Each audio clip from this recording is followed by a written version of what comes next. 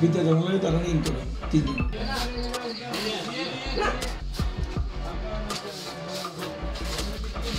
বাংলাদেশের কোন জায়গার বাড়ি? তোরা কি করছিস? বাংলাদেশের কোন জায়গার বাড়ি?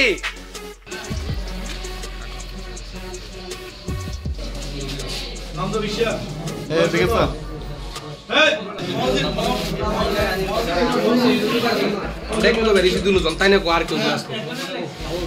কোন জায়গায় বাড়ি? বাড়ি গোপালগঞ্জ।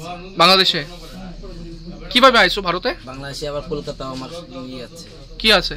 দাদারা আছে, সবাই কাগজপত্র করছে। মানে ভারতে মানে আসার কি তোমার কাছে কি কোনো বৈধ কাগজপত্র আছে? বৈধ আমার কাছে নাই, কিন্তু আমার ওই ইসে আছে। কোন দেশে আছে? কলকাতায় আছে। কলকাতায় আছে। কি আছে তোমার বৈধ কাগজপত্র? আধার কার্ড আছে। কিভাবে বানাইছো ওটি? ওটি আমার দাদারা থাকে না, ওই জায়গায় সব ফ্যামিলি আছে। গোপালগঞ্জ। কোন জায়গার গোপালগঞ্জ? বাংলাদেশের গোপালগঞ্জ। কি নাম তোমার? মাহফুজ মোল্লা। এখানে কি করতে আইছো ভারতে? ইন্ডিয়া কেমন আছে? ইন্ডিয়া ব্যবসা করি দিকে। কি ব্যবসা করো? খুচরা কাপড় চুপড়ে। কিভাবে আইছো? চোরা পথে?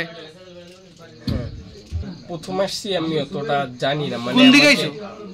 কেমনে আইছো? কোন সীমান্ত দিয়ে ঢুকছো? ত্রিপুরা দিয়ে ঢুকছো না কলকাতা দিয়ে ঢুকছো? ত্রিপুরা দিয়ে। ত্রিপুরা দিয়ে ঢুকছো।